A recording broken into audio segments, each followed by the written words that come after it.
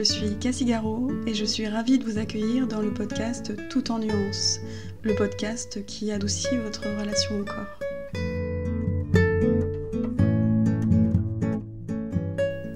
Bonjour et bienvenue dans ce nouvel épisode dans lequel je reçois Marie. Lors de notre entretien, nous avons notamment abordé la sleeve qu'elle a subie et les conséquences qui découlent de cette opération sur la forme de son corps et son rapport à lui, des limites de son corps et de la manière qu'elle a de les aborder, de comment prendre sa place physiquement et dans sa vie en général, de sa vision de la féminité, des blessures égotiques, du réflexe de comparaison, du retour au sport salutaire pour le corps et l'esprit qui participe à prendre soin d'elle-même, de l'impact de ses actes et de ses pensées sur la construction de l'image de soi pour son fils. Je vous souhaite une bonne écoute.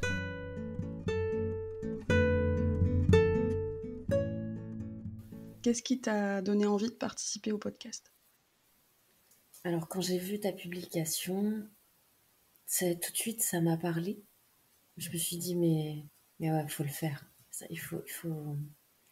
Alors, d'une, parce que c'est toi et que je te fais confiance, que, voilà, il y a une relation qui s'est installée où il y a une complète confiance et je sais que je peux me livrer. Et en même temps, j'ai ressenti ce besoin d'avancer, en fait, sur le travail que je fais sur moi-même. Et, et en même temps pouvoir, je sais pas comment trop dire, pouvoir continuer d'avancer pour pouvoir me regarder en fait tel que je suis réellement et pas à travers un miroir déformant, qui peut être déformé par mes complexes, mes peurs,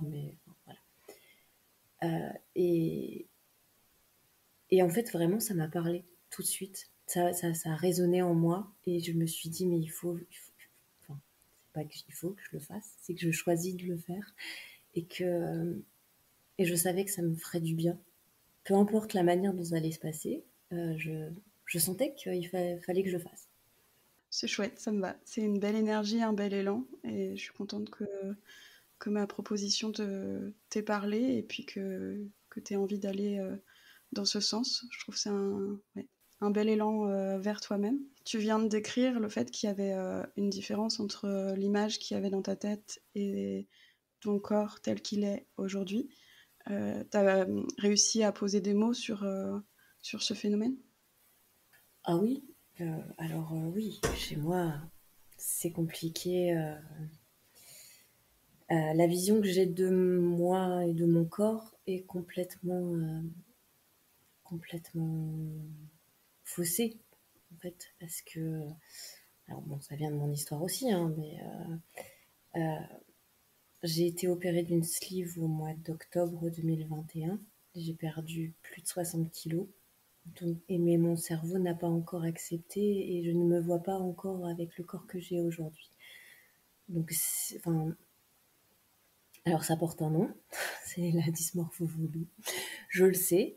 Euh, Sauf que, enfin voilà, je ne me vois pas encore.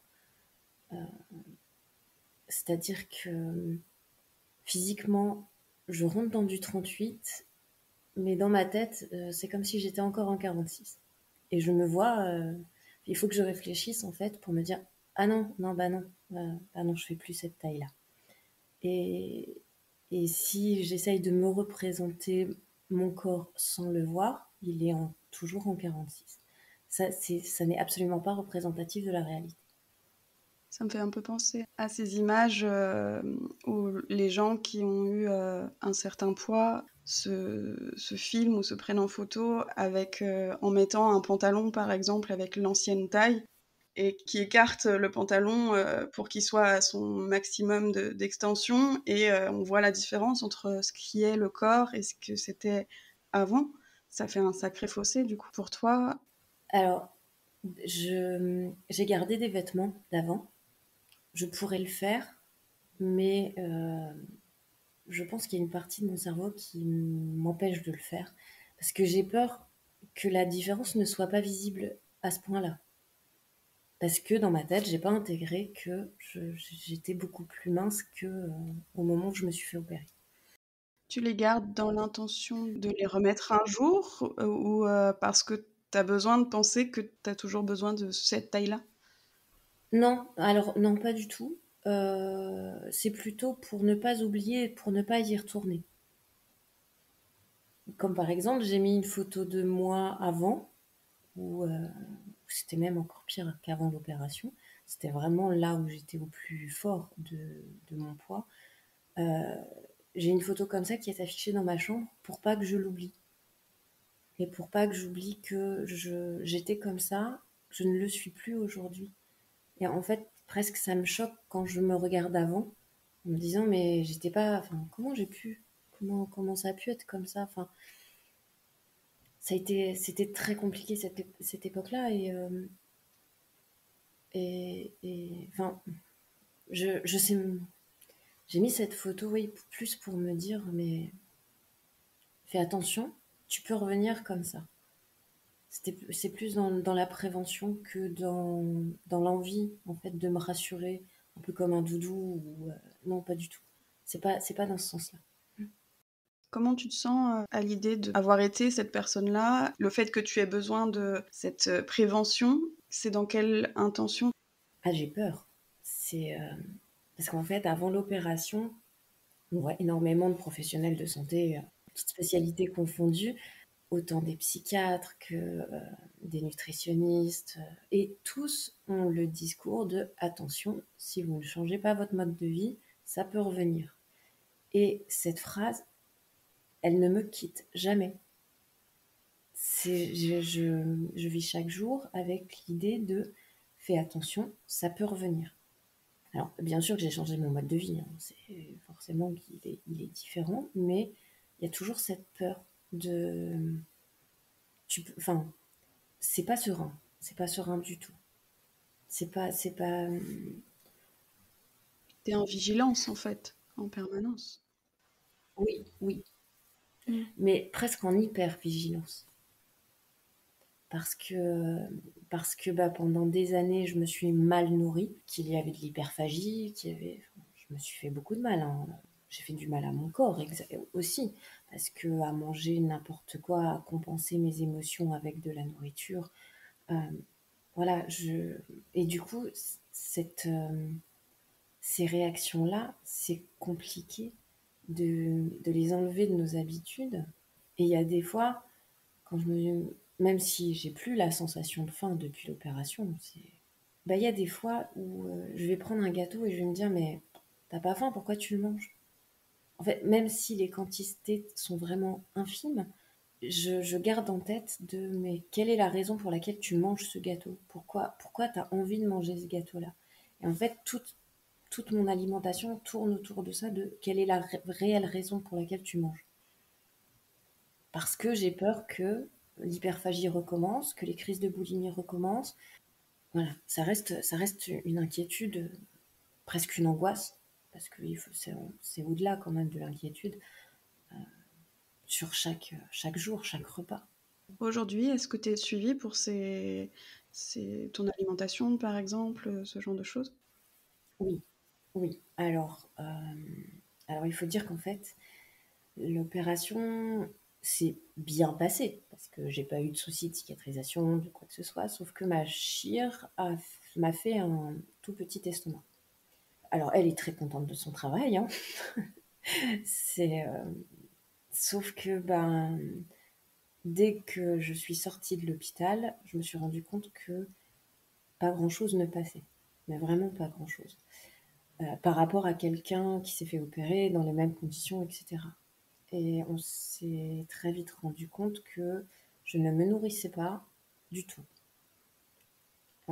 Et que pendant 3 semaines, je n'ai avalé que 2 cuillères à café sur une journée entière. Donc en fait, c'était très très peu. Et au bout de 3 semaines, j'étais obligée de. Enfin, j'ai été réhospitalisée parce que j'étais en dénutrition sévère. Voilà. Donc, euh, je vis avec ça, avec l'idée de là, je ne peux pas manger grand-chose. C'est-à-dire que les quantités sont encore moins importantes que quelqu'un d'opéré normalement. Ce qui fait que La diététicienne et la nutritionniste, donc il y en a une qui est médecin et pas l'autre, ne me lâche pas depuis ça parce que forcément il y a eu des carences, il a fallu pallier, j'ai eu des poches de nutrition, enfin, j'ai des compléments alimentaires. Et donc forcément il y a un suivi plus important, plus intense. Et la nutritionniste, donc celle qui n'est pas médecin, me voit tous les mois, même si on est hors cadre de l'opération, parce que normalement, 1 an et demi après, je suis censée la voir une fois par an. Sauf qu'elle me voit tous les mois pour essayer d'apporter en fait de l'amélioration à mon alimentation quotidienne. Donc même des petites choses, des détails, des manières de faire cuire, enfin, voilà. Elle essaye, il y a vraiment un accompagnement qui est très important de sa part. Voilà. Bon, là, forcément, ça se complique un petit peu parce que j'ai fait une fibroscopie de contrôle et que là, c'est pas terrible, terrible. Et doucement, elle me prépare à une reprise de chirurgie. C'est pourquoi je suis pas hyper emballée. Mais en fait, voilà, il faudra certainement que je repasse par là pour pouvoir détendre un peu cet estomac qui est encore tout enflammé et pas très en forme. Mais oui, il y a des professionnels de santé qui sont derrière et qui m'aident. Je vois aussi une psychologue à côté parce que comme j'avais mis le doigt avant l'opération sur les crises d'hyperphagie, la boulimie, vraiment j'avais bien intégré le côté psychologique de mon alimentation. Je savais qu'il y avait un travail à faire aussi là-dessus. Donc là, on ne travaille plus trop sur la manière de me nourrir, mais aussi sur l'acceptation de tout ça, l'acceptation de la nourriture. Parce qu'il est possible aussi que, même si mon estomac physiquement est plus petit, moi je garde en tête quand même qu'il est possible que je rejette la nourriture mentalement et que mon estomac ne l'accepte pas du coup. Voilà. Même s'il y a un côté physique indéniable, je pense qu'il y a un côté quand même psychologique. Oui, parce qu'en théorie, il y a ce type d'opération, ça peut aussi échouer, comme tu le disais, pas forcément au niveau chirurgical, mais plus sur le fait que les gens changent pas forcément leur habitude et que l'estomac, il reprend sa forme initiale parce qu'il est élastique et que du coup, l'opération, c'est comme s'il n'y avait pas eu de chirurgie, en grossissant les traits. Exactement. Et donc toi, ton estomac, même s'il a été vraiment très diminué de ce que tu décris, et il n'a pas non plus, il n'est pas venu s'étendre sur ce qui devrait potentiellement, si c'était trop petit pour ta manière de t'alimenter, etc. C'est ça. C'est vraiment resté petit. C'est aussi que ton alimentation, du coup, elle s'est pas adaptée à ce qu'il y aurait eu besoin. Non, non, c'est ça. C'est-à-dire que là, on est à 1 an et demi après. Normalement, déjà, je devrais arrêter de perdre du poids, ce qui n'est pas le cas. Et en fait, oui, je suis censée pouvoir remanger certains aliments et puis des quantités un peu plus acceptables. En fait, là où j'ai vraiment compris il y avait un souci, c'est quand la diététicienne a calculé le nombre de calories que j'arrivais à avaler par jour. Une personne qui a subi une sleeve est censée absorber à peu près 1000 calories, entre 1000 et 1500 en fonction de la personne, sachant qu'un adulte normal, enfin, non, faut pas que je dise normal,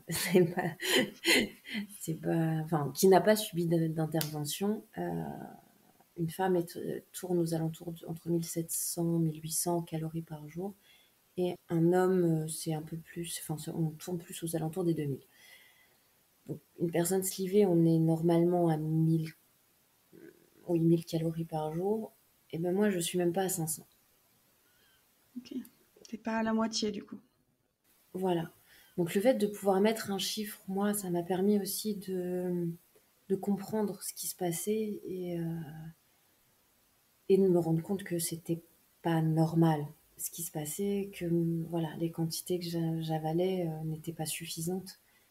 Ça veut dire que aujourd'hui, comme quand tu décris qu'il y a une différence entre l'image que tu as dans le miroir et puis l'image qui est dans ta tête, sur tous les éléments, finalement, tu as besoin factuellement qu'on te ramène à quelque chose de c'est pas juste l'image mentale, c'est les chiffres, la science, entre guillemets. Voilà, les éléments factuels ont besoin d'être amenés pour dire non, là, c'est pas viable en fait. C'est ça, c'est ça. J'ai besoin de me raccrocher à des chiffres, à des. Enfin, j'en suis arrivée, par exemple. Enfin, tout à l'heure, je disais que je rentre dans du 38, mais j'ai beau rentrer dans un pantalon en 38, quand j'arrive à me dire non, le fabricant, il a dû se tromper. Mm. C'est pas la bonne taille. Enfin, et pourtant, enfin, même si là, il y a un chiffre, il y a une taille, enfin, j'ai besoin de ça, oui, pour revenir un peu dans la réalité. Savoir que j'ingurgite à peu près 500 calories par jour. Oui, j'ai besoin de ça, de revenir en fait, oui, dans la réalité et que je puisse un peu me comparer à, à d'autres. Enfin, voilà, savoir que moi je suis à 500 calories par jour et que normalement je devrais être à 1000. Là, oui, voilà, là je peux mettre, c'est presque comme si je m'autorisais à dire il y a un truc qui va pas. C'est pas qu'un ressenti. Maintenant, je peux donner enfin voilà, il y a des faits. C'est du factuel, c'est pas juste un ressenti. Parce que moi, je peux dire que je suis fatiguée, que je me sens pas bien. Mais à un moment, enfin, il y a toujours, enfin, je sais pas comment expliquer ça, cette sensation que les gens s'imaginent que j'ai besoin de me plaindre. Est-ce qu'on a déjà remis en cause ton état d'être? Est-ce que des fois, ça peut être des choses de l'enfance où on est construit au niveau éducatif avec l'idée que ben faut pas se plaindre, faut pas dire, exprimer ses émotions, dire qu'il y a quelque chose qui va pas. Faut toujours dire quand on te pose la question, faut dire ça va parce que sinon ça perturbe les gens. Ah, c'est ça. Oui, voilà, c'est ça. En fait, j'ai grandi avec vraiment cette croyance de quand on dit que ça va pas, on est chiant pour les autres. Pardon pour les termes, mais quand, enfin, oui, oui, on n'a pas le droit d'être malade. Enfin, voilà, dans ma famille, c'était que tu sois malade, pas malade, tu vas travailler, tu vas à l'école, tu te plains pas parce que il y a pire que toi. Voilà, il n'y avait pas la place de laisser parler ses émotions, de toute façon. Aujourd'hui, dans cette évolution-là, du coup, tu as une prise de conscience que tu n'avais pas ce droit-là et que tu as un peu ce schéma mental qui vient régulièrement se rappeler à toi. Est-ce qu'il a évolué? Est-ce qu'aujourd'hui, c'est toujours quelque chose qui vient vraiment en permanence ou est-ce que petit à petit, ça se remplace, ça évolue par quelque chose de peut-être plus doux aussi pour toi? Ça reste, ça revient souvent quand même. Même si je m'autorise à être plus douce envers moi-même, à euh, accepter certaines limites de mon corps, parce que bah, lui parle, hein, il me dit Eh, là j'en peux plus. Ça revient quand même en me disant vas-y, serre les dents, ça va aller. Te plains pas, t'as pas le droit de te plaindre, ça va aller. Et enfin, je dirais que ça s'est même accentué au moment enfin, juste après la séparation avec mon ex-mari.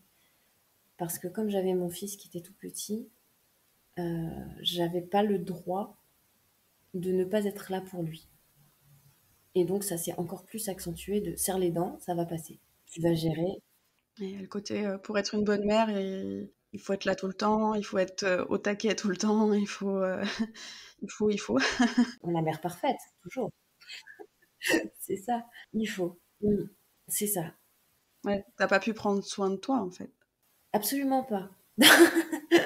Absolument pas. Cette blessure de rejet en plus, c'est maintenant que j'arrive à mettre les mots dessus et à réussir à l'accepter et essayer. Alors après, elle n'est pas guérie, hein, faut pas rêver. J'ai encore beaucoup de travail, mais réussir à mettre les mots dessus et à comprendre aussi, ouais, que j'ai du travail à faire encore là-dessus, quoi. Mm. Aujourd'hui, comment tu qualifierais ton rapport à ton corps? C'est encore compliqué. C'est encore compliqué, mais ça a bien évolué. C'est-à-dire qu'avant, je je traînais mon corps comme un boulet. C'était pas, pour moi, c'était une punition. Je me rappelle avoir pensé quand j'étais adolescente, mais qu'est-ce que j'ai fait pour me traîner un corps pareil? Enfin, qu'est-ce que j'ai. Je me rappelle avoir dit un jour à une de mes copines, mais dans mes vies antérieures, j'ai dû être Adolf Hitler pour avoir un corps pareil. Ah non, mais c'était Waouh, violent. Euh, point c'est ça. Godwin. Voilà. Je traînais mon corps. C'était un boulet. Et aujourd'hui, je me rends compte que malgré. Enfin, il y a de la reconnaissance, en fait, aujourd'hui, pour lui. J'en parle un peu comme si c'était une entité, en fait.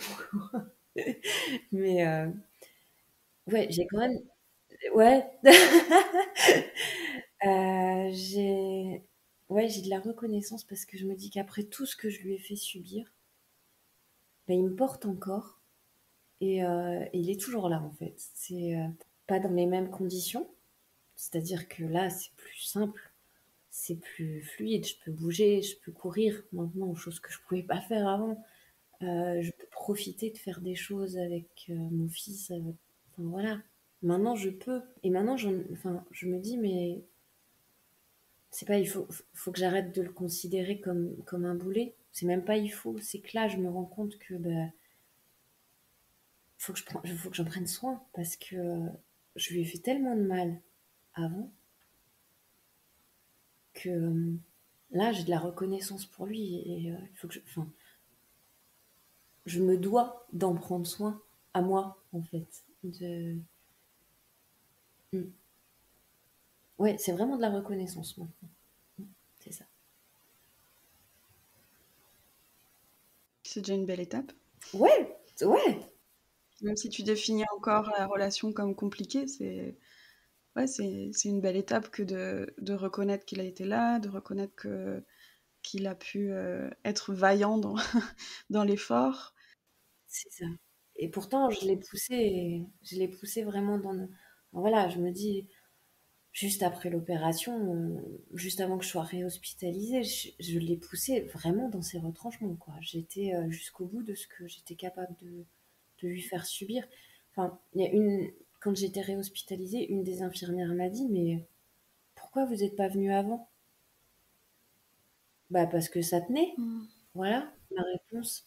Bah non, La résistance vraiment c'est ça. jusqu'au bout, c'est un peu en tant que maman, on s'oublie des fois jusqu'à ce que ça lâche. Il se passe quoi quand ça lâche? C'est ça. Bah, et en fait, j'ai réellement percuté que là, j'étais allée au bout. Quand elle m'a dit, mais vous seriez venu dans 3 jours, c'était votre foie qui lâchait, vos reins, et que votre cœur, ça pouvait être n'importe quand. Et là, réellement, j'ai percuté, je me suis dit, mais il faut que j'en prenne soin.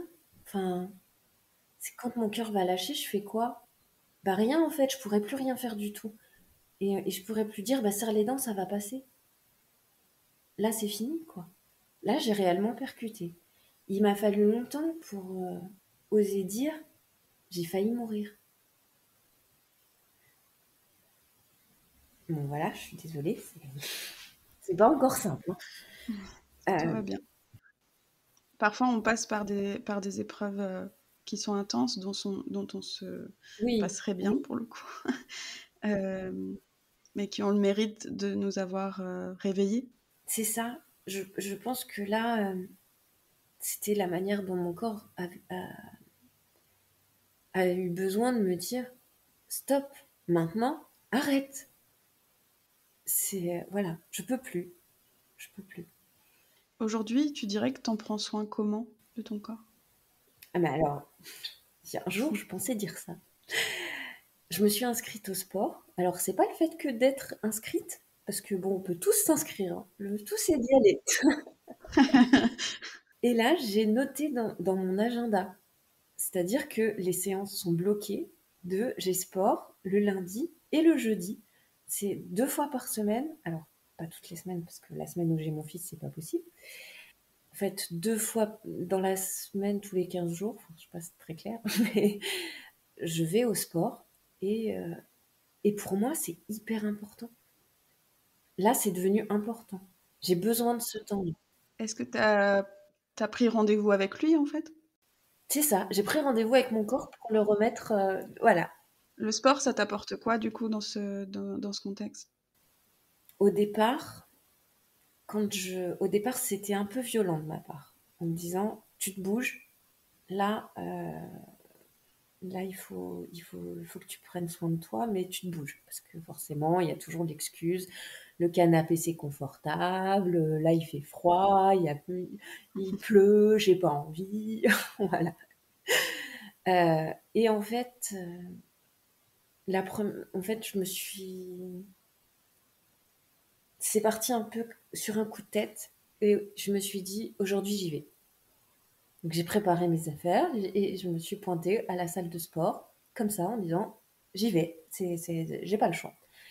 Et en fait, j'ai rencontré des femmes, qui ont été toutes très bienveillantes avec moi parce qu'elles ont bien compris, en fait, il y en avait une qui me connaissait avant et qui m'a vue là et elle m'a dit: «OK, bah, t'inquiète, on est là, on va t'aider, on fait ce qu'on peut». Et ben, pendant tout le cours, même la prof est venue me voir en me disant: «Alors cet exercice-là, on va l'adapter, tu vas le faire plutôt comme ça, comme ça». Et en fait, j'ai vraiment été coucounée, en fait, pendant cette séance de sport. J'ai eu mal. Là, mon corps m'a dit: «Tu déconnes? Ça fait mal ton truc quand même». Ah, c'est tout ou rien. Et pendant 4 jours, j'ai eu des courbatures. Donc pendant 4 jours, il m'a dit: «Tu déconnes ou quoi? Ça fait trop, trop mal ton truc». Mais je me suis sentie bien, en fait.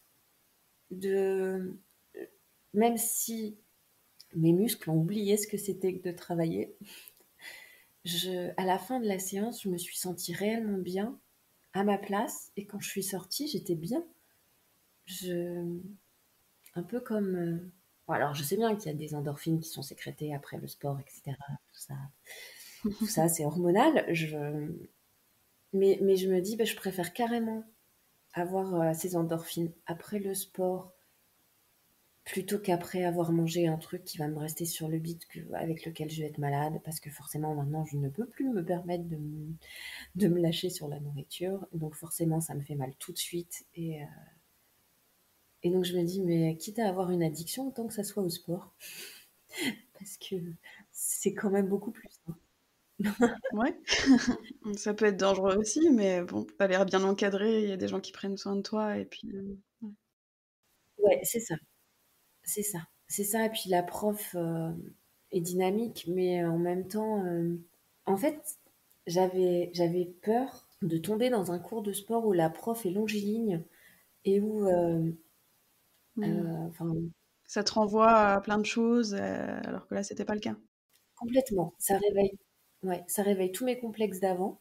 Alors que techniquement, quand je me regardais dans les grands miroirs, parce qu'il y a des grands miroirs, dans cette salle, je me regardais et en fait, autant avant, je ne pouvais pas me regarder dans ce miroir, parce qu'en fait, c'est pas la première fois que je rentrais dans cette salle de sport-là, mais je ne pouvais pas me regarder parce que forcément, on bouge un peu, il y a du gras qui bouge, enfin voilà, ça bloblote de partout, machin. Donc ça, j'y arrivais pas. Je me regardais pas d'ailleurs. La seule fois où j'étais allée dans cette salle-là, j'avais jamais pu me regarder. Et maintenant, en fait, je peux me regarder et presque me comparer aux autres. Et en me disant, mais quand je regarde, alors, c'est encore compliqué parce que dans ma tête, c'est je regarde la fille dans le miroir, c'est pas encore moi, mais bah, elle a pas à rougir de son corps, et l'image que je renvoie, bah, j'ai pas à avoir honte, quoi. Même si, même si j'ai la peau qui pend, hein. Waouh! Tu me files des frissons. Oh! Même si, j'ai la peau qui pend, que je suis toute flétrie parce que forcément la perte de poids rapide, ça donne pas c'est pas très, très esthétique, mais justement, en fait, je me dis: «Mais, le sport est là aussi pour raffermir tout ça, et je vais pouvoir, vraiment être fière». En dehors d'être reconnaissante, c'est là d'être passée à être fière de moi, et de Mmh. de vraiment pouvoir me regarder sans rougir, quoi. Ouais. C'est une belle perspective. Ouais. Et puis, bah, après, la prof, je pense qu'elle fait beaucoup. Parce que la prof, alors elle est rigolote, c'est une dame brésilienne qui parle pas super bien français, mais elle est toute. En fait, elle est vraiment toute en chair. C'est, elle est pas longiligne, toute sèche, enfin, comme on peut trouver dans certaines salles de sport où il y a que le sport dans leur vie, etc. Enfin, voilà. Là, on sent bien que c'est une dame qui est une bonne vivante, mais qui a pas. Enfin, voilà, elle fait du sport, elle est hyper dynamique, mais en même temps, enfin, j'en parlais avec ma copine, je fais, mais elle a un cul, elle a réellement un cul. c'est, en fait, je me dis, mais on voit qu'elle est musclée, mais c'est pas tout sec, c'est pas, enfin, je sais pas comment expliquer sans être. C'est étonnant l'application que tu as à décortiquer et à décrire le corps des autres. Ouais, Est-ce que tu as fait la même chose avec toi? Est-ce que tu le fais encore? oui, oui. Là, j'ai du mal à me regarder. Oui, en fait, parce que bah, avec la perte de poids, j'ai perdu énormément. En fait, j'avais une poitrine très imposante avant. Là, j'ai quasiment plus de seins. Donc, c'est compliqué parce que j'ai une part de moi qui me dit que j'ai perdu ma féminité à ce moment-là. Je détaille, oui, chaque partie de mon corps. Parce que avant, j'avais les bras qui pendaient. Enfin, c'était très, très, très gros et enfin, après c'était ma vision de moi-même. Mon chéri jamais il me dit que j'étais très grosse, hein. Même si pour lui il s'en fichait. Il s'en fichait d'avant, il s'en fiche de maintenant, lui il s'en fiche. Enfin, mon corps pour lui ça change pas. Mais moi oui, je vais pas dire je passe mon temps à me détailler, mais si je viens à me regarder, ouais, je vais regarder avec l'idée de ouais, bah, ma jambe, elle est pas comme j'aimerais ou Qu'est-ce que ça te fait ressentir quand tu as ce genre de mots pour toi? je me dis que j'ai encore du travail. C'est rigolo parce que je t'ai demandé ce que ça te faisait ressentir Mm. et tu m'as parlé de tes pensées. Ouais. Ouais. Peut-être que je cache ça. Je me sens pas encore. En fait, Mm. je me sens pas encore dans mon corps. Encore. Ouais. Euh, Ouais. Pour l'instant, tu es encore déconnecté. C'est ce que tu disais oui, que tu te décrivais comme une entité un peu c'est ça. à côté, quoi. C'est ça. C'est bah, par exemple, là où je travaille, il m'arrive de voir des gens qui me disent oh là là, qu'est-ce que t'as maigri bah, faut arrêter maintenant. Et en fait, la première réponse que je leur donne, c'est mais je suis là et je suis toujours moi. Mm. Parce que dans ma tête, même dans mon corps, c'est comme si. Enfin, ça n'est qu'une enveloppe, en fait. C'est. J'ai changé d'enveloppe, mais l'intérieur reste identique. Mais du coup, j'arrive pas encore à bien connecter les deux. Tout à l'heure, j'ai relevé que quand tu parlais de la salle de sport et de comment tu te sentais en sortant de cette séance de sport, Oui. tu as dit c'était chouette, je me suis sentie à ma place. Et je sais qu'en préparant cet épisode, tu m'as parlé voilà, de ce que ça venait chercher chez toi, ce sentiment d'être ou de ne pas être à sa place. Bah, depuis l'opération, j'ai vraiment le sentiment d'être devenue invisible. De vraiment enfin, je suis devenue passe-partout, en fait. Euh, alors, j'en ai parlé beaucoup avec la psy ces derniers temps parce que ça occupe beaucoup de place. C'est-à-dire qu'avant, je prenais de la place. et je prenais ma place comme ça. Maintenant, en fait, étant donné que le volume a changé, j'ai l'impression de plus avoir de place à moi, de, de me sentir un peu oui, transparente et invisible, vraiment, parce que, bah, parce que je trouve pas ma place. Me réapproprier ce volume qui a changé, euh, il est pas autant au figuré qu'au sens propre, en fait. Je Mm. J'arrive pas encore. Je travaille là-dessus, hein. mais, mais c'est encore compliqué. Ouais. C'est en chemin. Mm. Tout à l'heure, tu as évoqué aussi la place de tes émotions.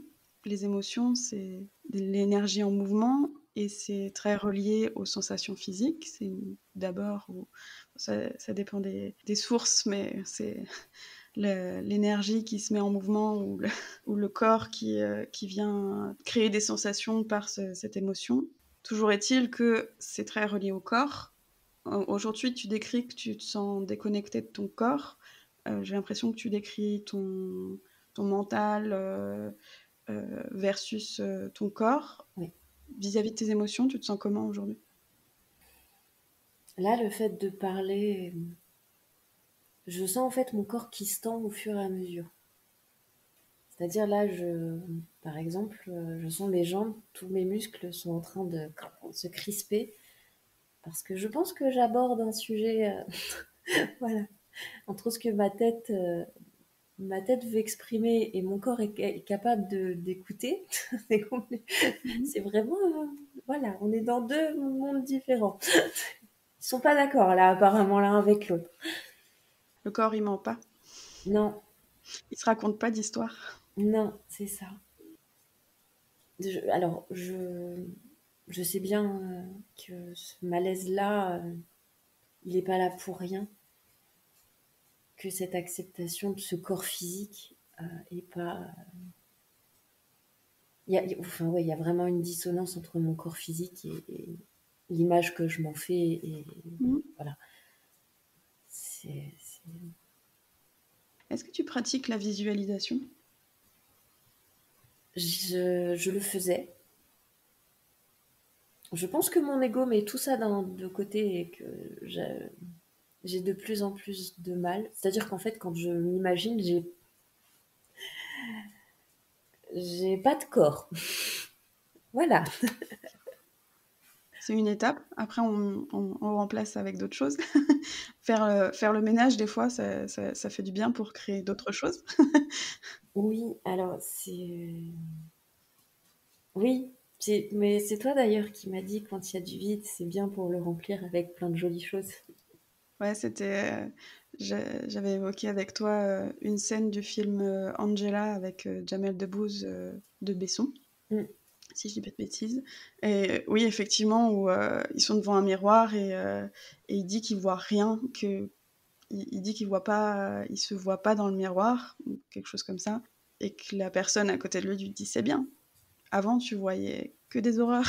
Maintenant, il y a de la place pour autre chose. c'est ça. Et je trouve cette image vraiment très forte et ouais, c'est des étapes. Mm, ouais. Après, oui, oui, oui, de toute façon, quand j'essaye de m'imaginer, c'est pas en correspondance avec la réalité, de toute façon. Mm, ouais. Quelle perspective tu vois si tu devais imaginer la relation idéale avec ton corps aujourd'hui, ce qu'elle sera potentiellement plus tard, ça ressemble à quoi exactement? Comment tu as envie de te sentir? Comment tu as envie de te voir? J'ai envie de me sentir sereine dans mon corps, de pouvoir être à l'écoute de ce qu'il me dit, Mm. sans que ça soit une source d'angoisse, en fait. Enfin, vraiment, oui, ouais, vraiment de la sérénité. C'est ce que j'aspire, vraiment. Ce Mm. que j'aimerais, ce que j'aimerais vraiment avoir. Je trouve ça intéressant parce que T'es pas venu sur le terrain de je voudrais faire telle taille, je voudrais ressembler à ça, à ça. C'est vraiment, t'es allé sur une émotion finalement, Oui. un sentiment. Ah, alors, je dirais que la taille, normalement, si je me sens sereine, il n'y a pas de raison que ça change, enfin que ma taille de pantalon change. Mhm. Normalement, si je le vis bien, pourquoi enfin, voilà, mon corps, une fois qu'il est apaisé, il va pas me montrer qu'il a besoin de grossir ou de. Enfin, voilà, je Mhm. sais que bah, je suis pas arrivée en obésité morbide pour rien. Je sais que c'était une Mhm. manière que mon corps avait de me signifier des choses. Donc, quand il y a eu les crises d'hyperphagie, de boulimie, enfin, voilà, c'était pas pour rien. Mais sauf que j'ai pas pris le problème à la base et que j'ai laissé faire tout ça. Là, maintenant, le travail est pas le même. Euh, je travaille sur les problèmes de base, de pourquoi j'en arrivais à me faire du mal. Voilà, je pense que je sais que je suis capable de prendre soin de moi. Je le fais et je mets en place un autre mode de vie pour que justement je ne retrouve pas une taille en 52. Mais si je me sens sereine, il n'y a pas de raison que ça change en fait et que ma taille de pantalon change. Bon, après, je dis pas, si je me mets à grossir, je risque de paniquer un peu quand même. Mais oui, je pense que si je me sens sereine, c'est pas la taille de mon pantalon qui va changer. C'est vraiment ce rapport à mon corps que je veux plus sain, en fait. Comment t'envisages les changements qui peuvent advenir de manière naturelle si on met de côté voilà, des perturbations type troubles du comportement Mm. alimentaire, Mm. simplement vieillir? Comment tu abordes est-ce que c'est quelque chose à laquelle tu penses Ah oui, ou pas du tout et parce que tu es ah une si. jeune femme dynamique? Ouais, mais alors, alors, c'est un secret, hein. Je vais avoir Oups, 40 ans l'année prochaine. ça reste entre nous. Ouais, oui, bah bien sûr. Mm. Je vais avoir 40 ans l'année prochaine. Ça me travaille beaucoup. Là, déjà, Mhm. le passage des 30 ans, j'avais pas du tout aimé, mais pas du tout, du tout, du tout. Et là, je me dis, je vais avoir 40 ans et je commence à voir, parce que forcément, la peau est pas la même. Je commence à avoir des petites ridules au coin des yeux, à voir que, bah, après, comme forcément j'ai perdu beaucoup de poids, la peau marque beaucoup plus vite aussi. Euh, Mhm. bon, ouais, pas forcément hyper top top, mais en même temps, je dirais spontanément en fait quand la question que tu m'as faite dans ma tête, il y a la petite blague qui m'a dit bah de toute façon je m'en fiche, j'ai déjà un corps de vieille. Voilà, ça c'est fait. Voilà la vision que j'ai de moi, hein. Bah parce que avec la perte de poids, j'ai la peau qui est vraiment toute fripée sur le ventre, je crois que le pire c'est sur les fesses. Alors, on en riait avec mon chéri parce que je lui disais, mais t'as vu, j'ai des rides sur le cul. Ouais. Bon, alors j'ai vu sur internet qu'on pouvait faire un lifting des fesses. Et là, j'ai ri, en fait. J'ai fait que rire parce que je me suis dit, mais je vais pas avoir les fesses botoxées quand même. C'est pas possible. Voilà. Donc, non, on va prendre l'option du sport pour raffermir la peau. Ce sera beaucoup plus simple. Mais, Mhm. en fait, je sais aussi hein, qu'il y a la possibilité que je me fasse refaire le ventre parce que c'est tout fripé, qu'il y a de la peau, etc. Mais j'en ai absolument pas envie. Mhm. Parce qu'en fait, je me dis, c'est un peu comme une cicatrice. Ça fait partie de ma vie. Et même si c'était pas la période la plus glorieuse de ma vie, ça fait partie de ma vie et je ne veux pas l'oublier. Je veux pas l'effacer. Mhm. Voilà. Je, j'ai le ventre fripé, ouais. Mais en même temps, j'ai eu un enfant. Donc, ça fait comme ma cicatrice de césarienne. Je vais pas la faire disparaître. Donc, Ça fait partie du pack. C'est ça. Par contre, comme je le disais tout à l'heure, j'ai perdu énormément de poitrine. Ça, il est fort probable que je fasse refaire parce que c'est quelque chose que je ne vis pas bien, par contre. Est-ce que pour toi, l'acceptation ne peut venir que du changement? Je veux pas m'habituer, en fait. L'acceptation, par exemple, mon ventre, oui, je l'accepte, ça c'est pas grave. Mes cuisses, c'est pareil. Enfin, voilà, j'accepte. Ma poitrine, ouais, il y aura forcément du changement. Je peux pas. Tu disais aussi que pour toi, la poitrine, c'était aussi une part de féminité. Ouais. Pour toi, aujourd'hui, ta féminité, tu la ressens avec d'autres parties de ton corps ou d'autres aspects de qui tu es? Comment tu le Euh, vis? Ça rejoint mon côté transparent.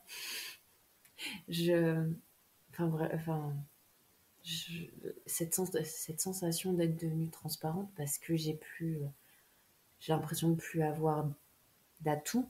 Je sais pas comment le dire. Enfin, mais par exemple, je sais pas comment expliquer ça. Je me sens pas féminine là.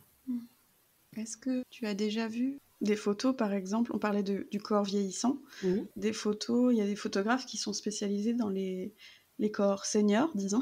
Ouais. Est-ce que tu as déjà vu des photos? Qu'est-ce que tu en as pensé?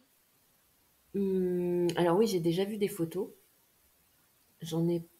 Alors, ce que j'en ai pensé, en fait, je me suis dit, j'aimerais tellement avoir le courage qu'elles ont d'afficher un corps qui n'est pas parfait, retouché,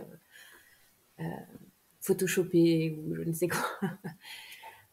Et en même temps, je sais que je serais pas capable de faire ça.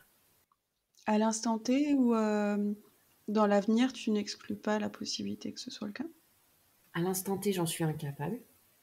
Là, Mhm. c'est clair. Dans l'avenir, je pense que je pourrais en être capable, mais seulement s'il y a des changements. Parce que c'est vraiment des blocages chez moi. Alors, et en même temps, par exemple, je m'en fiche complètement d'aller à la piscine avec mon fils en maillot de pièces, quoi. C'est très, très ambigu parce Mhm. que je suis incapable de me montrer qu'on puisse prendre des photos de moi ou que même mon chéri, hein, là, c'est compliqué pour moi de me mettre nue face à lui et je me cache en fait, j'arrive pas. Mhm. Euh, et, et en même temps, voilà, je suis capable d'être en maillot de pièces à la piscine. Je m'en fiche. Je suis à la piscine. Tu verrais quelle différence du coup entre les deux? Comment tu ressens le fait que ce soit si paradoxal finalement je me montre quasiment nue parce que le maillot ça cache pas forcément Pas grand grand chose chose. Ouais. auprès d'inconnus où souvent le regard des autres nous importe beaucoup et auprès de quelqu'un en qui tu as confiance c'est plus compliqué. Alors, ce qui est compliqué, par exemple, avec mon chéri, c'est que il m'a connu avant et il m'a connu pendant, parce qu'il a été là quand même pendant tous les moments vraiment très difficiles. Et je me dis que maintenant, je ressemble, euh, je ressemble à rien. Voilà, c'est la première pensée que j'ai. Mm. Il y a rien qui donne envie, en fait. Après, lui il me dit que non, mais Tu penses qu'il ment? je pense qu'il est. Alors, il y a une partie de moi qui me dit oui, il essaye de te rassurer. Voilà. Et une partie de moi qui me dit bah non, parce qu'en même temps, si vraiment c'était le cas, bah, il te le dirait et puis au pire, il partirait. Si vraiment il s'imaginait enfin, voilà, que je suis plus vrai, enfin, je vais pas dire un objet de désir, je suis pas un objet. Mais, hum, j'aime pas cette expression d'ailleurs. En fait t'as deux parts de toi si j'ai bien compris qui dialoguent. C'est ça, qui lutte bien, toutes les deux. Est-ce qu'elles arrivent à se parler, à se comprendre, à arriver à un compromis ou c'est vraiment tout le temps la lutte? C'est quand même très souvent la lutte. Ouais. Est-ce qu'il y a une autre part qui vient un peu jouer les arbitres ou amener un peu de nuance pour le coup? C'est un peu compliqué. C'est pas... Enfin, non, il n'y a pas réellement de nuance. C'est que... Mm. Après, non, non, il n'y a pas de nuance. En fait, c'est juste, je fais taire une partie, mais elle se réveille. Voilà. Mm. C'est... Est-ce que tu as l'impression, tu disais, j'ai envie d'être à l'écoute, mais pour l'instant, je suis dans une hypervigilance Mm. de ce que ça pourrait être si je lâche, si j'arrête de faire attention. Et du coup, j'arrive pas à écouter vraiment ce qui se dit. Est-ce qu'il y a des parts de toi que tu arrives quand même à écouter, ou du coup, c'est celle qui parle le plus fort, celle qui crie le plus fort qui a raison, qui arrive à ses fins? Je sais pas.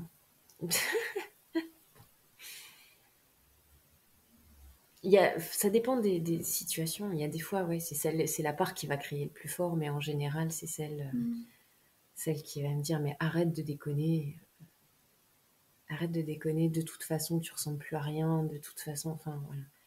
Mm. Et ce qui augmente cette sensation d'être invisible, de plus être féminine, de plus, voilà. Est-ce que c'est quelque chose d'impalpable qui sort ce discours, ou est-ce on a déjà posé des mots de cet ordre-là sur toi? Alors là, je viens d'avoir un flash euh, d'un vieux souvenir de lycée, bon, alors faut imaginer, hein, ma vie au lycée c'était très compliqué, je ne parlais quasiment à personne, et pour une fois que j'avais osé dire à un garçon qu'il me plaisait, en fait le garçon m'a regardé des pieds à la tête, il s'est mis à rigoler et il est parti. Sans aucun commentaire, sans aucun mot, sans rien, et voilà, il ne m'a plus jamais adressé la parole de tout, voilà. Donc je pense qu'en fait ça vient beaucoup de là aussi. Mhm. Mm. Comment tu t'es sentie, toi, dans cette situation? Complètement humiliée. Ouais. Je sais qu'il y a beaucoup d'humiliation dans le rapport à mon corps. Mhm. Enfin, et je pense que c'est pour ça aussi que je me cachais avant, derrière cette carapace que je m'étais forgée toute seule.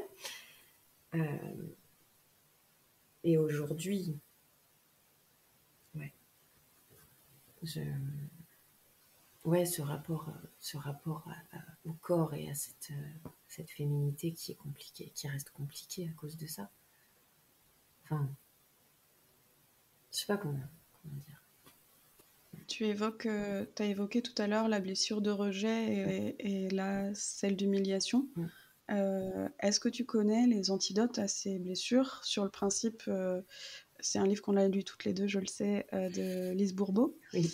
Du coup, ces deux blessures-là, est-ce que tu connais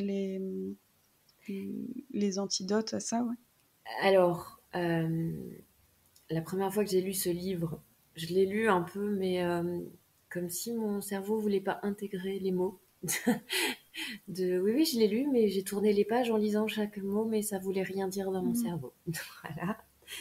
Et là, je viens de le reprendre en me disant non, tu te poses, tu lis et tu comprends ce que tu lis. Et là, oui, ça me sautait un peu plus aux yeux. Par contre, je suis pas encore arrivée aux antidotes, on va dire.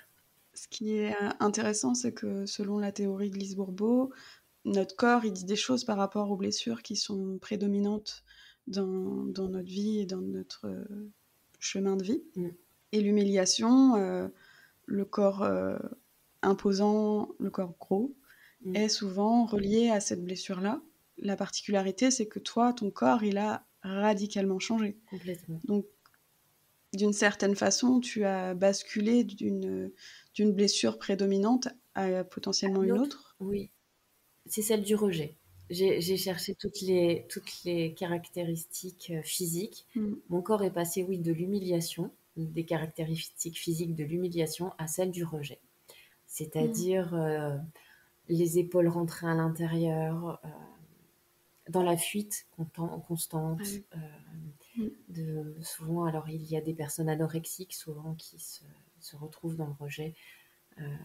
Et bah, forcément, c'est compliqué de poser ce mot-là après une opération comme j'ai eu, mais on s'en rapproche, hein, parce que, étant donné que psychologiquement, j'ai du mal à accepter de me nourrir, ça s'appelle de l'anorexie. Hein, Qu'est-ce que ça te fait ressentir d'avoir posé des mots? Tout à l'heure, tu parlais de la dysmorphophobie, de la boulimie, de l'hyperphagie.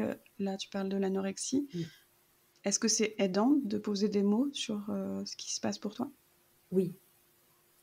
En fait, on revient à ce qu'on disait tout à l'heure, c'est que j'ai besoin de factuel. Un mot qui est posé, ça veut dire quelque chose et ça le rend réel pour moi.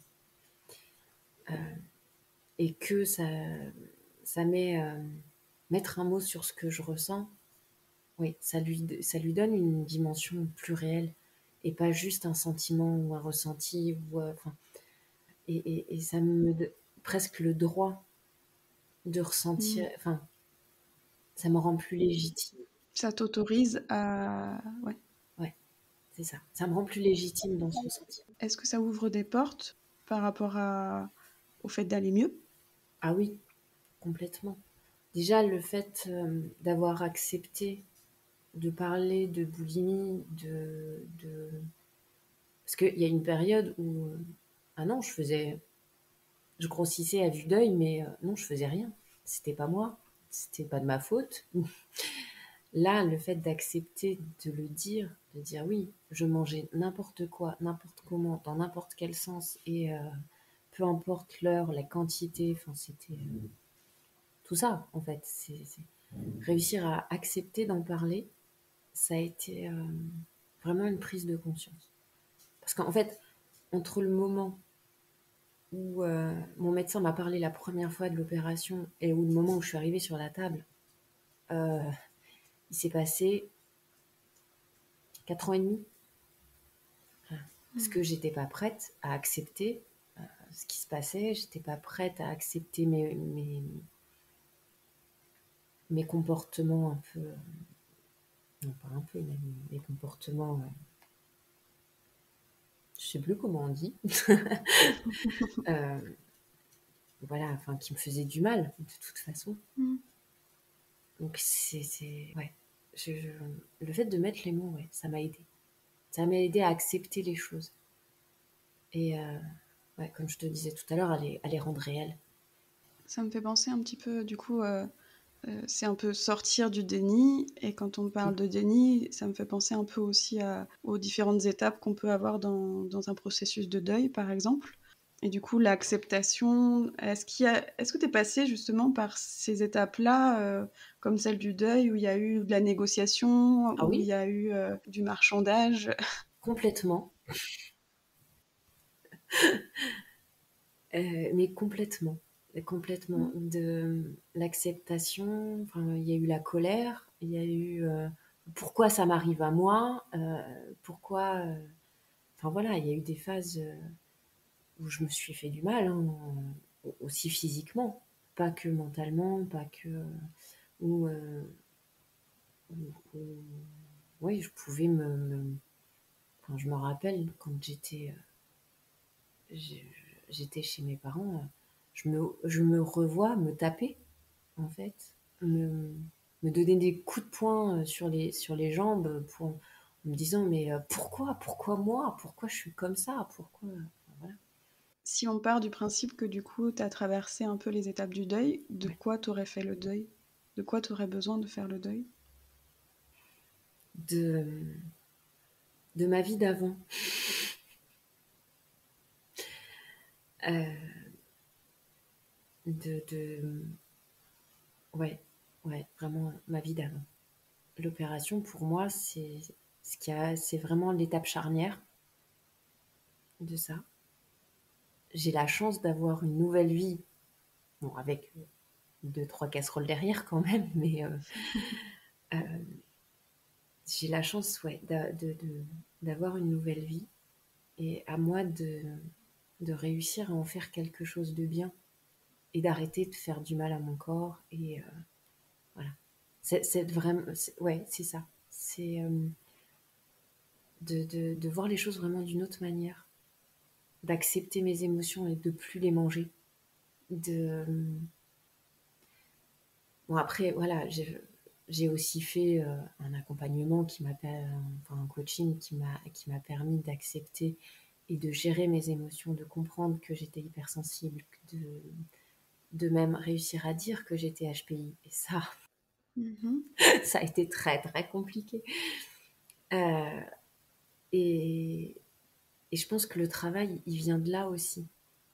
À partir du moment où je m'accepte, moi, à l'intérieur, l'extérieur va être plus facile aussi Mm. à accepter.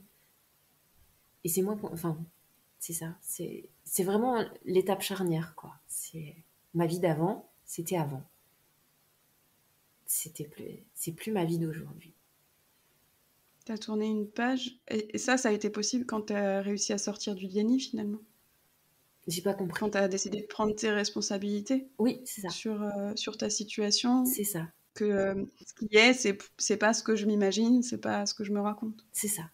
C'est ça. Et en même temps, réussir à faire confiance à mes ressentis, à écouter ce que mon corps me dit, ce que, ce que j'arrive à capter à côté, en fait, et réussir à m'écouter moi. Parce que bah, la petite voix qui me dit tu devrais pas faire ça, bah, elle est pas là pour rien, en fait. Alors des fois, c'est juste pour me protéger et, et j'ai le droit de ne pas l'écouter. Mais il y a des fois où elle est là aussi pour me faire avancer et ouais, pour me dire si tu as ce sentiment-là, c'est pas pour rien. Donc même si c'est pour me protéger, ça vient réveiller d'autres choses en me disant mais pourquoi? Et là, je vais me mettre à réfléchir de pourquoi j'ai ce sentiment-là et pourquoi ça vient réveiller quelque chose. Et ok, bon, bah, j'ai ça à bosser encore. Voilà. C'est me reconnecter en fait, ouais, entre ma tête, mon cœur, presque encore mon corps, mais pas tout à fait.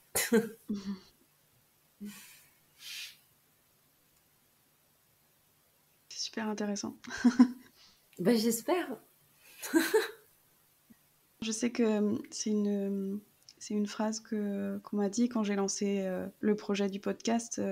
C'est que les personnes qui se sont manifestées m'ont beaucoup dit je suis pas sûre d'avoir quelque chose à dire. Je suis pas sûre que ça puisse avoir un quelconque intérêt pour quelqu'un d'autre que moi. Oui. Et pour le coup, moi, j'ai pas de doute là-dessus parce que même si les gens n'ont pas vécu la même chose exactement, encore que, je pense qu'il y a des femmes qui sont passées plus ou moins par le même chemin que toi. Et même s'il est éloigné, il y a toujours des résonances qui se font. Et si les gens ont pris la peine d'écouter ce que tu nous as partagé, eh ben, je pense que c'est pas pour rien. Mm. Et puis au pire, nous, on a passé un bon moment. Ah oui. Mais après, oui, c'est vrai. Enfin, moi, la première, en fait, je te disais, mais qu'est-ce que je vais te raconter? Dans ma tête, c'était, mais qu'est-ce que tu vas bien pouvoir raconter? Enfin, c'est ta pauvre vie, il n'y a rien d'intéressant, quoi. Et en même temps, ouais, je me suis dit, bah, peut-être que quelqu'un qui va pas oser parler, qui va pas oser mettre des mots sur ce qu'il ressent, peut-être que mon parcours va le toucher voilà, ça va lui parler. Voilà. Parce que c'est pas simple. C'est pas simple. Alors après, mon cas est particulier dans le sens où il y a l'opération, tout ça. Mais ce rapport au corps, je pense que je suis pas la seule à vivre ce genre de choses. Opération ou pas, hein, mais Mm. Non, je pense que la dysmorphie, elle est très présente aujourd'hui, encore plus avec les histoires de selfies et de filtres, et même des gens qui sont éduqués au fait d'être naturels et qui ont envie d'aller vers ça. Ben, c'est pas si simple. Je pense à Laura Calu, je crois, c'est son nom. C'est une humoriste qui a récemment fait un post justement pour dire que non, en fait, vous croyez que c'est sans filtre et en fait, ça l'est. Enfin, il y a un filtre mm, et que le regard qu'elle portait sur elle-même était complètement biaisé et ça a fini par la ronger.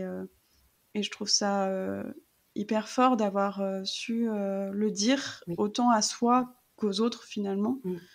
Parce que, ouais, il y a plusieurs dimensions là-dedans, plusieurs nuances en l'occurrence, de accepter de se le dire à soi, accepter de le dire à son cercle proche, accepter aujourd'hui avec les réseaux sociaux à sa communauté, à des gens qui sont plus ou moins proches. Mm.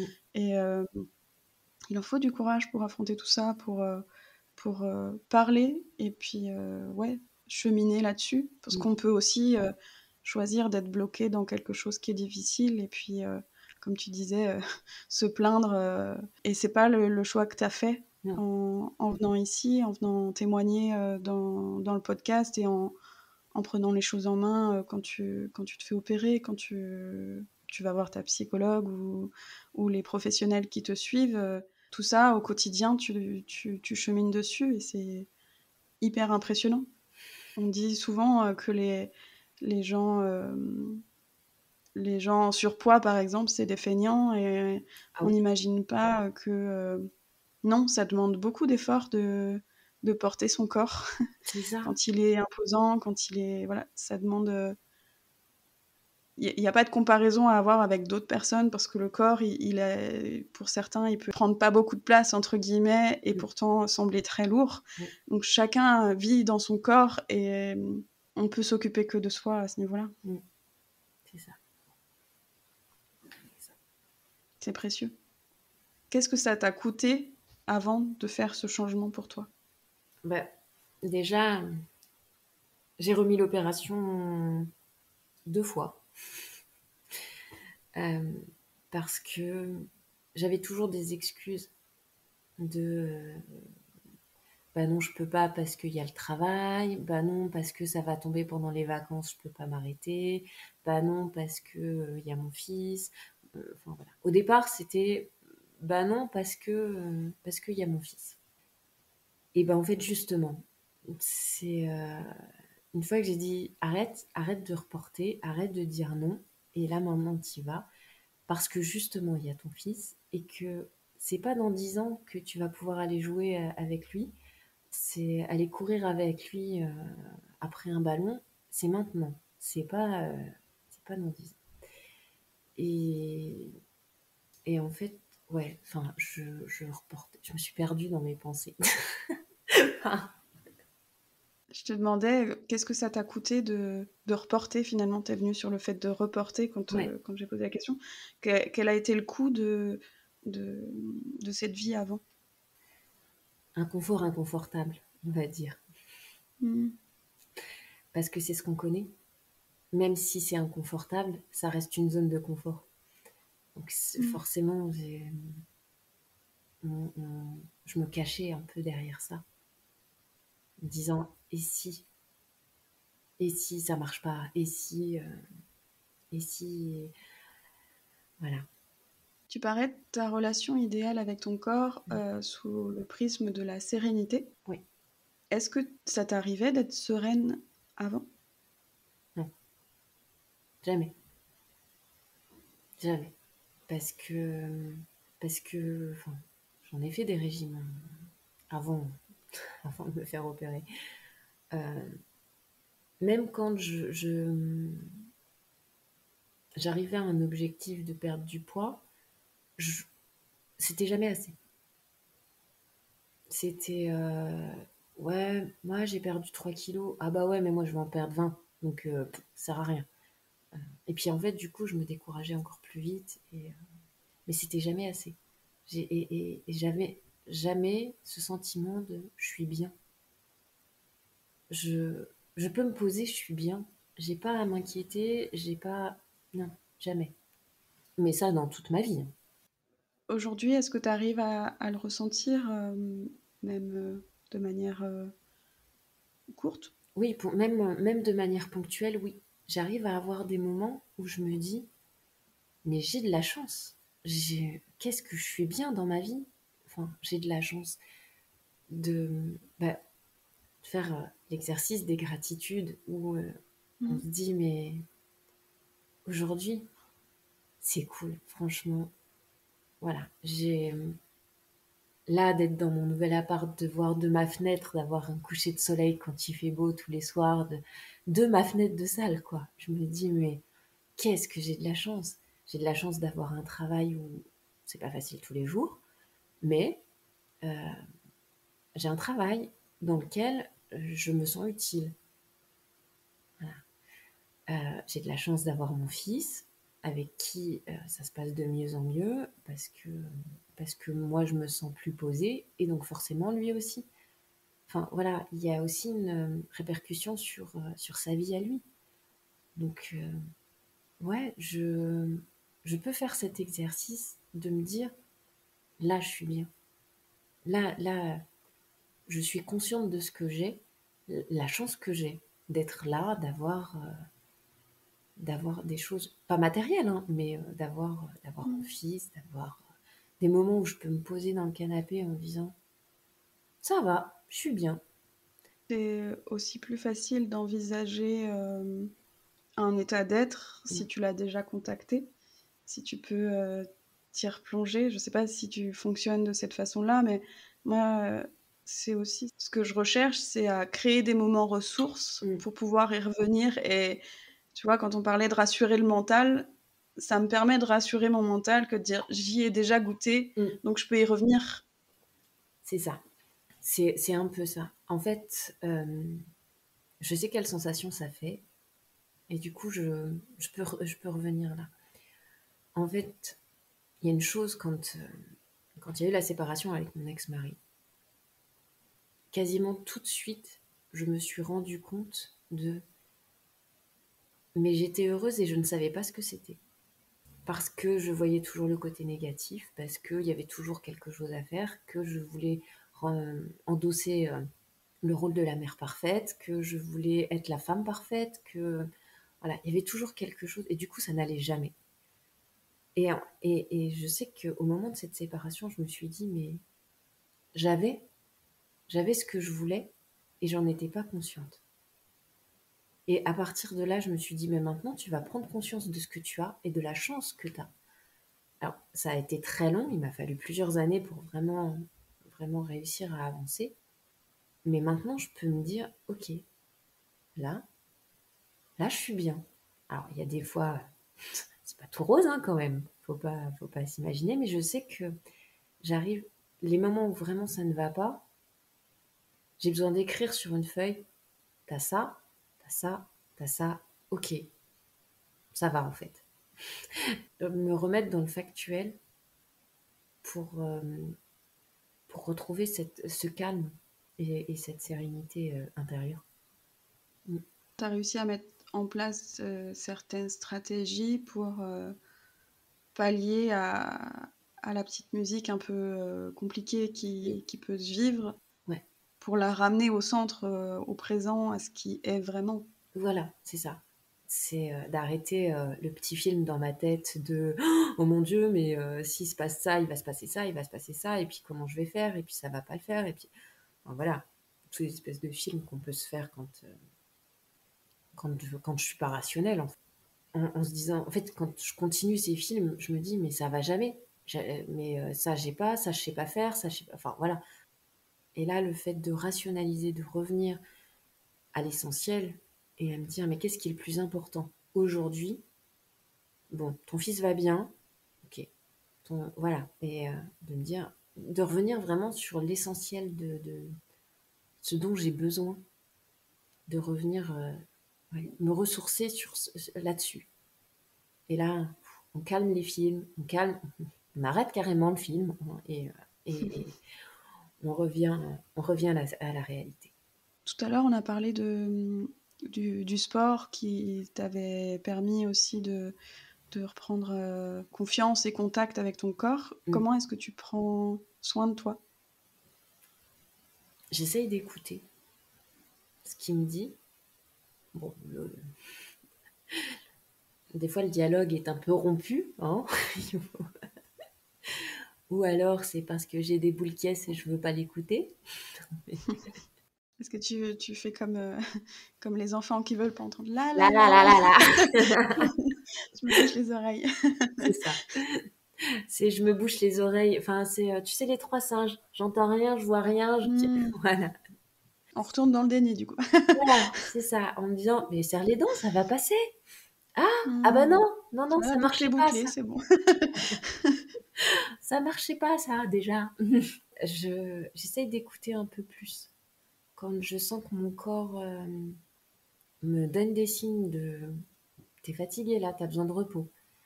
C'est encore compliqué pour moi de dire là je peux pas, je suis pas capable.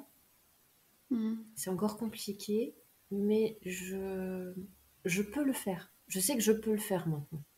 Et puis il y a différentes étapes, encore une fois. Il y a le fait de se le dire à soi et puis en plus d'être capable de le communiquer aussi parce que d'autres, vont avoir l'habitude du schéma où, on est en capacité de répondre, aux besoins. En tant que maman, souvent c'est le cas, la sollicitation, on peut pas la remettre à plus tard. J'ai réussi quand même parce que bon, mon fils maintenant il a 9 ans, donc il est un peu plus grand et il peut comprendre. Puis bon, voilà, depuis l'opération, il voit aussi les changements, il voit aussi qu'il y a des jours où il y a des jours avec et des jours sans. Et bah, par exemple, enfin, il y a 15 jours, on a eu le Covid tous les deux. Et, et ben en fait, je lui ai dit, bon, lui, ça fait pas la même chose chez les enfants que chez les adultes. Et moi, à un moment, j'étais vraiment pas bien. Et je lui ai dit, juste, là, je te demande de me laisser un temps de repos parce que je me sens pas bien. Et donc, en fait, il partait dans sa chambre, il m'a dit, mais vas-y, maman, mets-toi dans le canapé, fais une sieste, je reviendrai tout à l'heure. Voilà. Mmh. Donc, j'ai eu, autant avant, j'aurais jamais osé lui dire, j'ai besoin de repos, j'ai besoin de me poser, j'aurais forcé, j'aurais dit, non, t'inquiète, je dormirai ce soir quand tu seras couché, voilà. Et là, j'ai réussi à lui dire, j'ai besoin de repos. J'ai besoin que tu me laisses me reposer un petit peu. Et j'ai trouvé que ça, déjà, c'était un grand pas en avant par rapport à avant. Mm. On célèbre les petites Oui. victoires. Intéressant. Merci pour, ces échanges. Merci, Cassie. Est-ce que, tu as envie d'aborder un autre sujet? Est-ce que tu as envie de rajouter quelque chose? Je m'étais dit que je parlerais un peu, alors je sais pas comment amener ça, comme du but en blanc, que pour moi c'était important aussi de parler du regard de mon fils par rapport à mon corps. Parce que ça a Mmh. un impact aussi, que certes, moi, la manière dont je vois mon corps, c'est une chose, mais la manière dont mon fils peut me regarder et peut vivre aussi les conséquences de mon corps, c'est difficile. Parce que autant c'est vrai que je peux remercier mon corps d'avoir réussi à fabriquer un petit bonhomme. Voilà. Là-dessus, j'en ai jamais voulu à mon corps. Et pourtant, j'ai eu beaucoup de mal à avoir mon fils. Parce qu'on a mis 4 ans et demi de PMA avant de réussir à tomber enceinte. Ça, enfin, il a subi aussi ce corps, mon fils. Déjà, outre la génétique et ce que je lui ai légué, c'est pas. Euh, voilà, je sais que je garde un œil sur lui parce que j'ai peur qu'il devienne comme moi avant. Ça fait partie de mes peurs, ça, qu'il devienne obèse et que. Alors que non. Mais je surveille, en fait. Et j'ai peur que ce regard. Enfin, ça reste encore dans mes peurs. C'est. J'ai peur à la fois de mal le nourrir, parce que bah, moi, mes repas sont plus. Et j'ai peur de pas lui donner assez, j'ai peur de lui donner trop. Enfin, alors je sais ce qu'il faut faire, hein, mais j'ai peur Mmh. pour lui. Et en même temps, de lui, ce qu'il a vécu par rapport au regard des autres sur sa maman, c'est compliqué. Enfin, Il m'a avoué il y a très peu de temps que ses copains d'école m'appelaient la baleine.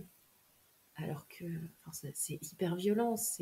Alors pas pour moi, hein. Moi, ça, ce genre de choses, j'étais blindée. Mais pour lui, ça doit être. Enfin, je me suis mise à sa place. Ça doit être dur de se fâcher avec ses copains parce que vous n'avez pas à parler, enfin, de me défendre en fait. Et en même temps, c'est lourd pour lui qui a rien demandé. Et ouais, enfin, je trouvais ça difficile. Bon, mais maintenant, la question se pose plus, parce que. Mais bon, après, ça a permis aussi d'aborder le sujet de s'ils arrivent à parler de ta mère, c'est qu'ils, comme ça, c'est qu'ils respectent pas et que c'est pas des gens bien. Mais Mm. voilà, ça m'a permis aussi d'aborder cette notion de respect et la manière dont on parle des gens qui peut complètement être blessante. Et je garderai toujours cette phrase de fais pas aux autres ce que t'aimerais pas qu'on te fasse. Donc, si t'as pas envie qu'on parle de ta mère d'une certaine manière, ne parle pas de celle des autres. Voilà. Bon, ça donne lieu à une leçon d'éducation, mais ça reste difficile. Je pense que ça ancre aussi des choses chez lui qui sont compliquées. Voilà, ça a une conséquence pour lui aussi. C'est pas que ma vision de mon corps. Est-ce que ça te sert de moteur pour faire évoluer Complètement. Le premier moteur de l'opération, c'était je veux faire des choses avec mon fils. Je veux que mon fils n'ait pas Mm. honte de moi. Et je savais pas encore, en fait, ce que ses copains Mm. disaient. C'était vraiment le premier moteur. C'était mon fils. C'est pouvoir aller jouer au foot avec lui.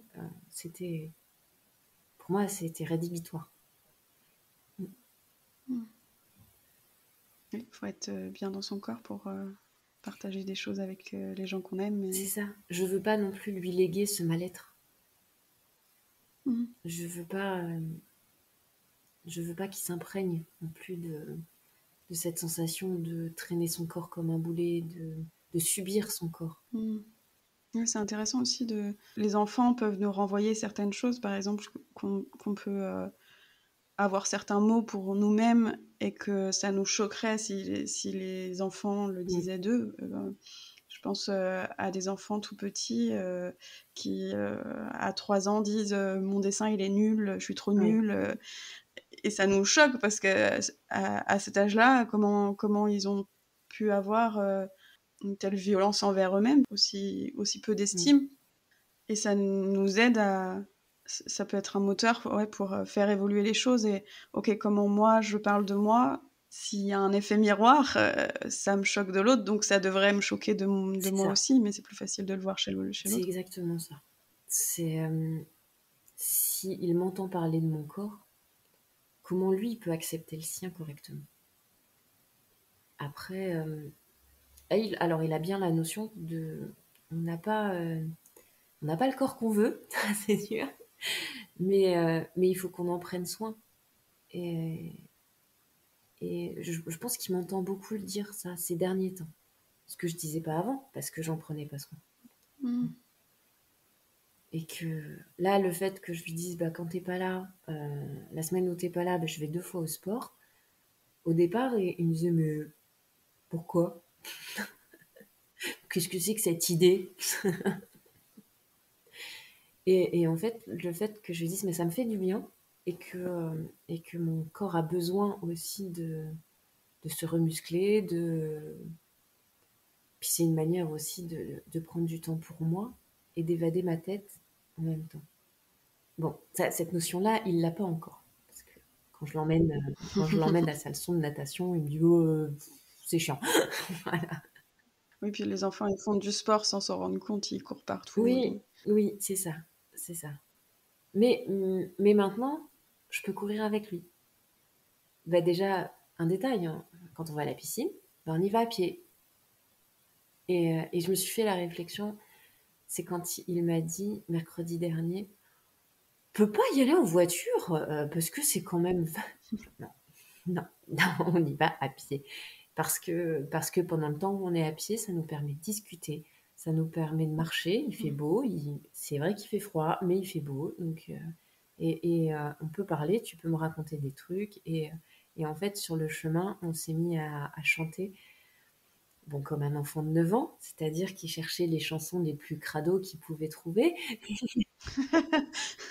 Mais en fait, le fait que je le laisse faire et on rigole en fait sur ce temps-là, il a accepté ce petit effort d'aller à pied à la piscine. Mm. Et en fait, en rentrant, il m'a dit, bah, on y serait allé en voiture, on n'aurait pas pu faire tout ça. Voilà. Donc je me dis, bon, même si je prends des chemins détournés pour lui faire accepter de se bouger un petit peu, c'est pas grave. Il a accepté et il en a Mm. trouvé quelque chose de positif. Oui, et toi, t'en vois les bénéfices, et puis lui, c'est en faisant l'expérience qu'il se rend compte aussi qu'il y en a. C'est Et... ça. Oui. Il a accepté, par exemple, que au printemps, je lui ai dit au printemps, quand on ira pour tes activités, on ira en vélo. Et donc il m'a dit, ouais, on verra. Ouais, t'inquiète, Ouais. moi je vais pas oublier. J'ai envie de te demander, pour terminer, ce que t'aimerais lui dire à ton corps.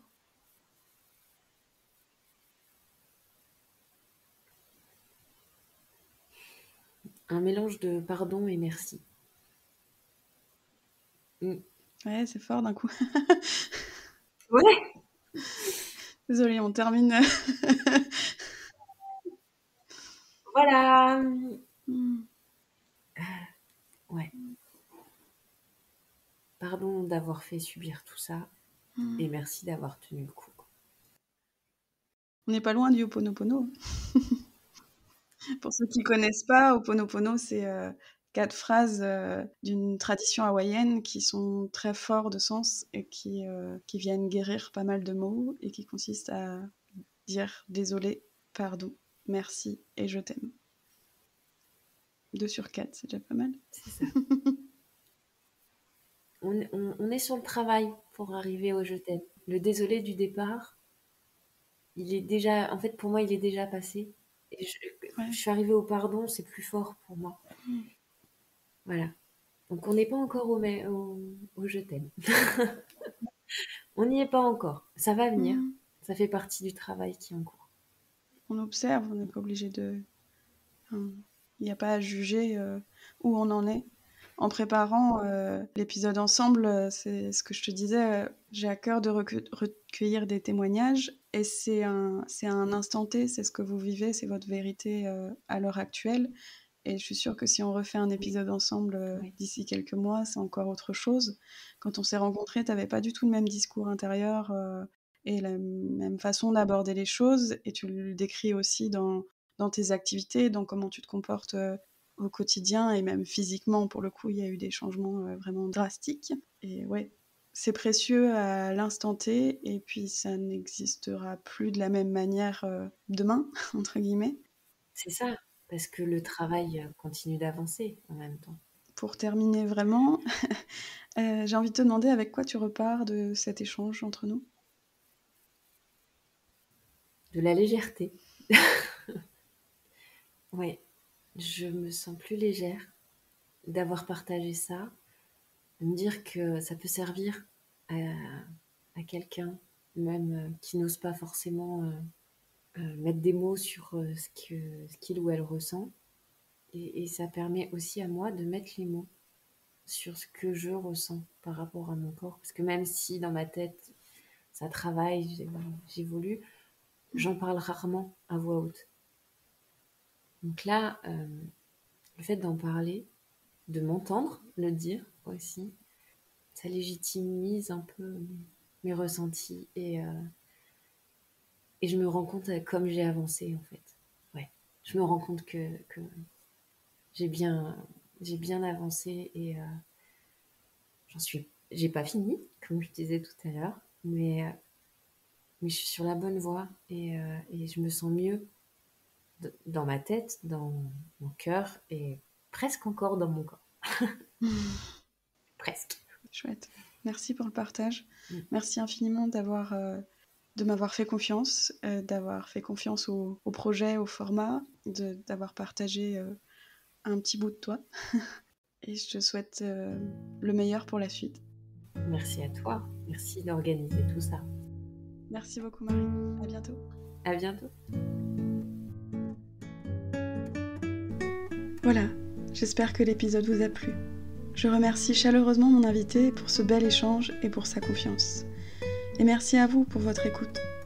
Si vous avez apprécié, n'hésitez pas à le partager autour de vous et à me faire des retours en commentaire ou sur les réseaux. Et si vous souhaitez vous aussi que l'on chemine ensemble, à travers le podcast ou à travers mes accompagnements, je vous invite à m'écrire par le canal qui vous sera le plus confortable dans les liens proposés en description. Je me ferai une joie de venir à votre rencontre. Merci également à Lionel Anteniente pour avoir créé tout spécialement la musique de ce podcast. Le prochain épisode sera diffusé dans 2 semaines. D'ici là, prenez soin de vous. À tout bientôt.